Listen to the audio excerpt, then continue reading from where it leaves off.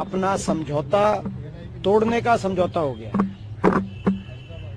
और मैंने पहले ही कह दिया था, चुनाव से पहले भाजपा जजपा को बाहर करेगी और जजपा के माध्यम से उम्मीदवार खड़े कराए जाएंगे हरियाणा में, ताकि प्रयास किया जा सके कि सत्ता विरोधी वोट कुछ जगह बटे।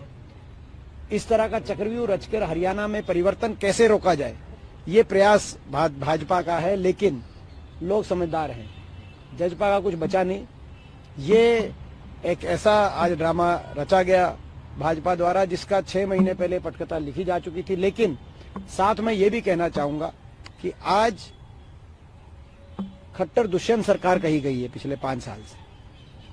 आज ना तो उप मुख्यमंत्री आज सरकार में है, ना जो मुख्यमंत्री हैं उनका भी इस्तीफा हो गया, नए मुख्यमंत्री आ गए। तो यानी कि कहीं ना कहीं इस सरकार की कार्यशैली से जनता कितनी दुखी होगी, आज हरियाणा कितना नुकसान कर दिया इन लोगों ने, उसका अंदाजा शायद लगाकर ये इस प्रकार का प्रयास भाजपा ने किया। एक रिएक्शन तो आपने दे दिया जेजेपी को जाने का, लेकिन मुख्यमंत्री का जो चेहरा बदला जाना, उसकी क्या वजह लगती है आप लोगों को? देखिए, मैंने जैसे कहा कि भाई ये सरकार नाराजगी, लोगों की इस सरकार के प्रति नाराजगी। लेकिन वो नाराजगी क्यों? आज 10 साल की भाजपा सरकार ने हरियाणा को देश में बेरोजगारी में नंबर 1 बना दिया, देश में अपराध में नंबर 1 बना दिया, देश में किसान, महिला, कर्मचारी, व्यापारी पे अत्याचार में नंबर 1 बना दिया, देश में नशे में नंबर 1 बना दिया, हरियाणा को विकास की पटरी से उतार दिया। दुर्दशा हरियाणा के हर कोने में दिखाई दे रही है।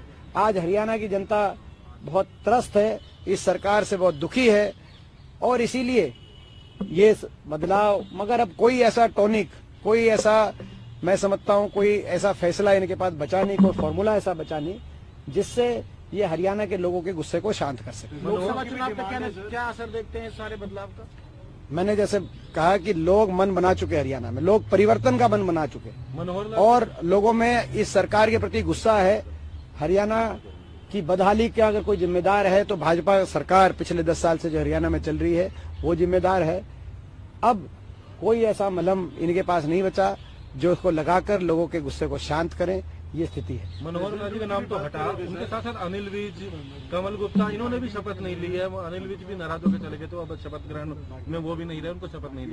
अनिल विज सीनियर व्यक्ति हैं, अगर वो नाराज होके गए हैं तो मैं समझता हूं कि ये तो भारतीय जनता पार्टी के लिए चिंतन का विषय होना चाहिए।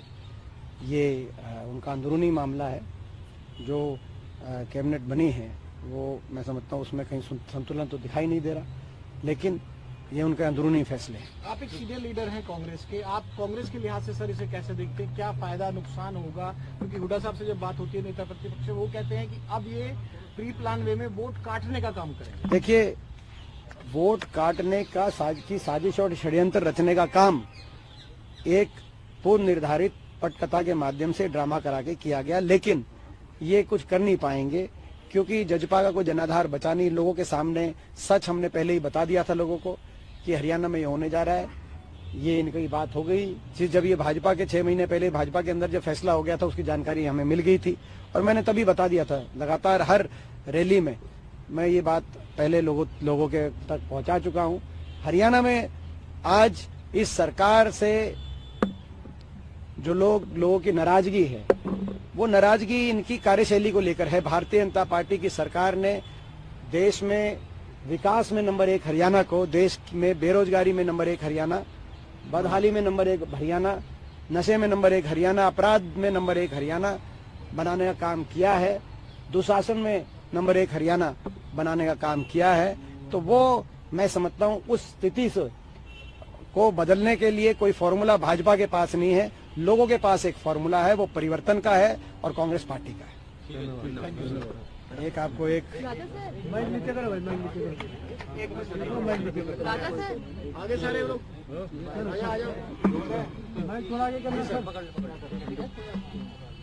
आज ये नैतिक हार हुई है इस गठबंधन सरकार की और जनता में अपनी हार से पहले ही इन्होंने अपनी हार मान ली है, ये इस बात का।